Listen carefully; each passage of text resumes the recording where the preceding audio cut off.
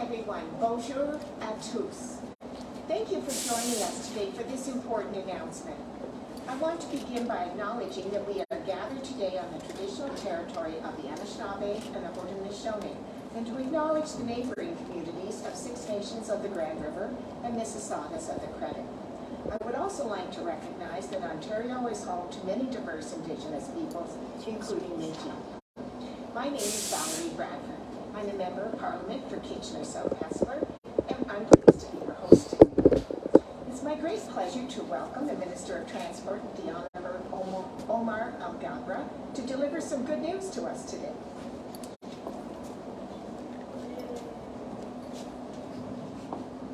Good morning.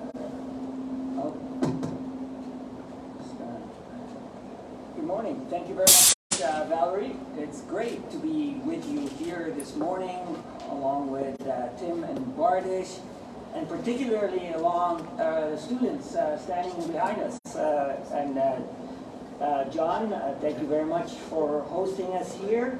I want to thank also Andrew and Greg for welcoming me to this lab, and let me touch the lathe, but under supervision, making sure I don't cause much damage. But it was a great reminder of my early years after graduation from engineering school, where I worked at a motor shop on the shop floor, where I sandblasted motor parts and painted motor parts and rewound motors. So it was a great reminder, and I'm here to tell the students that you have a bright and promising career in front of you. And it was really a pleasure to be able to say good morning and speak with you this morning. Let me just say that I think all of you know that over the last 2 years, Canada and Canadians, in fact the globe, has been experiencing several unique challenges. The fallout from the once-in-a-100-year pandemic, the impacts of a global conflict, climate change, extreme weather events, and now, as a result, a rising cost of living. Canadian youth and students, like many of the ones who are standing behind me here today, have been disproportionately impacted by these challenges. Yet, Canadians are still striving to build a good future for themselves, their families, and their communities. Last week, our government released a 2022 Fall Economic Statement, which builds on our plan to grow Canada's economy and make life more affordable for Canadians. For students, the cost of living is heavily impacted by student loans. This can make it harder to transition from school to working life. That's why in 2019, we made student loans more affordable by reducing interest charges. Then, during the pandemic, we waived interest charges on student loans for 2 years. Now, as part of the Fall Economic Statement, we are permanently eliminating interest on the federal portion of Canada student loans and Canada apprenticeship loan. Half of all post-secondary students in Canada rely on student loans to help them afford the cost of tuition and essentials during their studies. An average student loan borrower will save hundreds of dollars per year as a result of their loan being interest-free. This important step will offer relief for new graduates coping with the high cost of living. This is on top of the measure that our government implemented recently to delay the start of loan repayment for graduates from until earning $40,000 a year.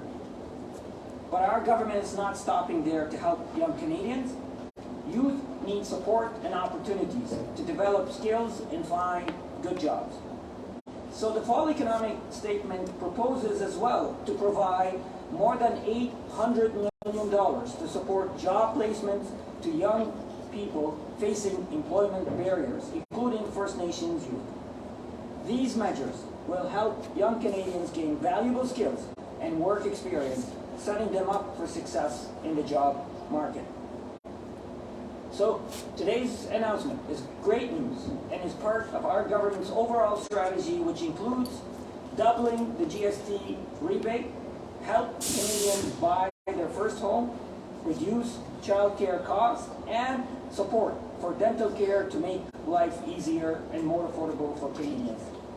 Our government will always support you, and we will ensure that the rising cost of living does not prevent you from building the future you aspire to. Thank you. Merci.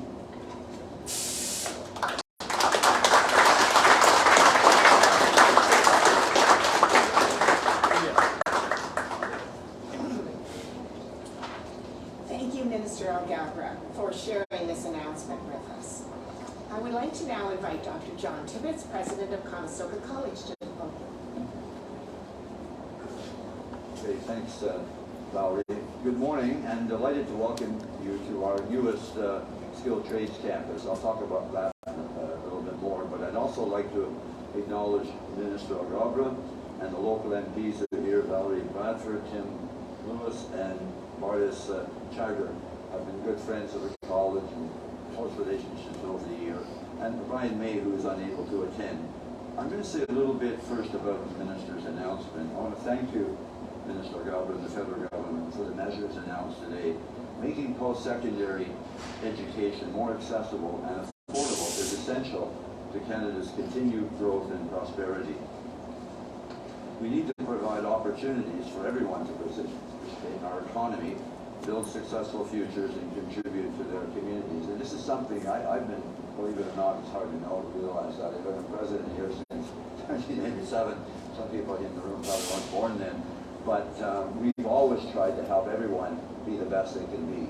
I mean, it's not like when I went to McGill back in the 1960s, a handful of people, really 15% of the population went to university, the rest went to work. We're now in a different world where everyone has to be skilled up to be able to participate in this global and very sophisticated economy. Eliminating interest on federal student and apprenticeship loans is an important step in reducing the cost of education. I'm sure our students are very pleased to hear that.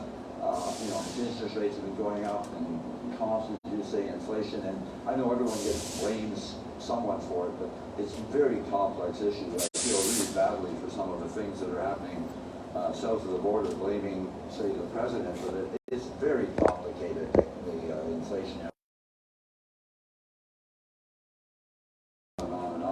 There's also an investment in development of a well-educated, highly skilled workforce that Canada needs. So I want to thank you, Minister, and your government for making this announcement and helping out, especially here, the people that need the help the most and are going to make a huge contribution to society. I mean, there's no question that the trades right now are hugely understaffed in our country. So I want to talk a little bit too about this campus. So I want to do that first. Just thank you for the announcement. But we're also very excited about this new campus, which we call Reuter. That's the name of the street, which will literally change the face of trades education in Ontario. When completed, and this is just the first phase, by the way, and I've signaled to Andrew and Greg, our goal here is to accelerate phase 2 and 3, and hopefully be open within 3 years to consolidate all the trades here at Conestoga, because this is important. When people come in here and see this, they say, wow.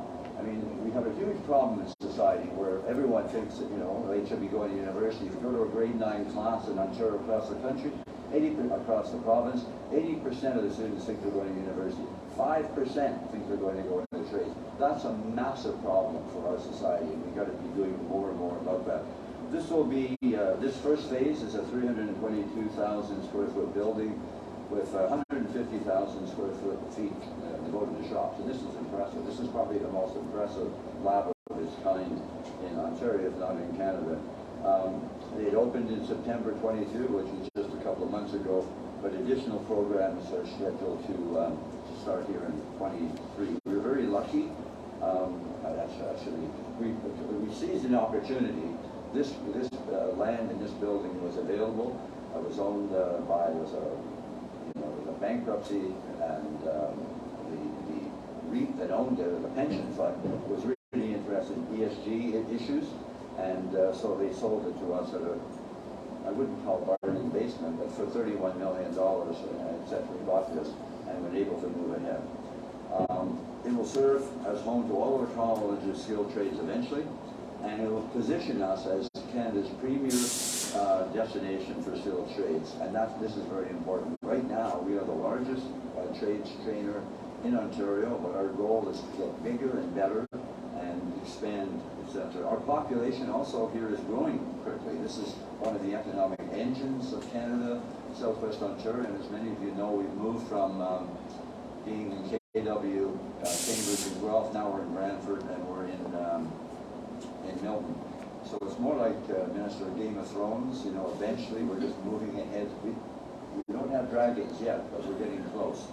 At the same time, the trades workforce is aging, and birth rates are declining, and retirements are outpacing new entrants. It's a significant challenge, and we're looking more and more and we're pleased that your government is really,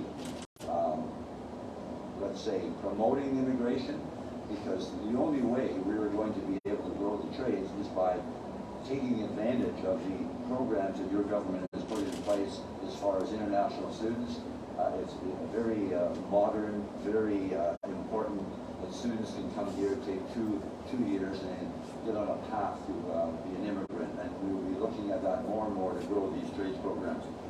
The development camp is an important next step in our vision to be a comprehensive polytechnic. I mean, basically, I've got to be careful using these words, but we are much more than a community college. We have evolved into a polytechnic, more like in Europe, we'd be more like a technical university with a full range of programming from entry to degrees, etc., etc. So once again, I want to thank you for this announcement, but also for your internationalization of post-secondary by creating those postgraduate work certificate programs, which has made a big difference for the economy and big difference for this college as we embrace your initiative and move forward to help solve one of the biggest problems in society right now, which is skill shortages, not just in the trades, but in health and a number of areas. So thank you very much for the announcement today, and thank you for being a friend of post-secondary.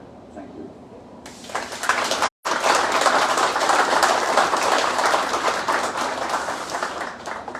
Thank you so much, Dr. Tibbetts. I'd now like to turn it over to Nadine Ramadan, Press Secretary and Communications Advisor to Minister Alghabrah, who will moderate our question and answer session. Thank you. We'll now begin with the question and answer portion of this event. It's one question and one follow-up per reporter. Nous allons maintenant commencer avec la période de questions et réponses. C'est une question et une suivi par journaliste. Do we have a first question? You can use this mic if you have a question. Hi, I'm Stephanie with CTV. I have a question for the minister. So my question to you is following the woes that passengers faced this weekend with WestJet and Sunwing. I guess what is the government doing to help those passengers who were, I guess, stranded or stuck? Stephanie, thank you for that question. I've been in touch with the CEO of WestJet over the weekend about the ongoing situation with their back-end IT system. I am concerned about the impact that it had on customer, and a CEO has assured me that they're doing everything they can to resolve this matter as quickly as possible. But let me talk broadly about what our government has done to ensure that passengers' rights are protected. Prior to 2017, there was no regulatory framework that guaranteed the protection of passengers' rights. Today, we have a system in place that ensures that airlines are responsible for protecting passenger rights and delivering on the promise they make when they sell a ticket to a customer. Whether it is refunds, whether it is rebooking, whether it is for flight delays, cancellations, luggage. So we have a rigorous system that protects passengers' rights. It is frustrating right now, I know, and I am hoping that this matter gets resolved as quickly as possible. But there are lessons to be learned from this. I am hosting an aviation summit this November 24th that will bring together airlines, airports, and other stakeholders to have a discussion about what lessons can we draw from the experiences that we saw over the summer of airport congestions and flight cancellations. What lessons can we draw from those IT interruptions, and what can we do together to make sure that we are prepared for future, God forbid, any other issues, and also the obligations that airlines and airports have. So I am personally following up on this matter, and I'm hoping that it gets resolved very quickly. My follow-up question is, this isn't the first time that this happened to WestJet and Sunwing. I believe it was just earlier this year they were facing the same sort of technical issues. What is it that they, I guess, haven't done from last time for it to happen again this time? I think those are really good questions that should be directed at the airlines. I certainly will be having conversations, as I said, with the airlines to learn more about what happened and what could we do to prevent this from happening. But the impact on passengers, on our economy is significant, and we need to make sure that we mitigate these type of incidents so they don't happen again. Thank you. Do we have any more questions? Okay, thank you. That concludes this portion of the event. Thanks, everyone. Thank you, students. Thank you very much.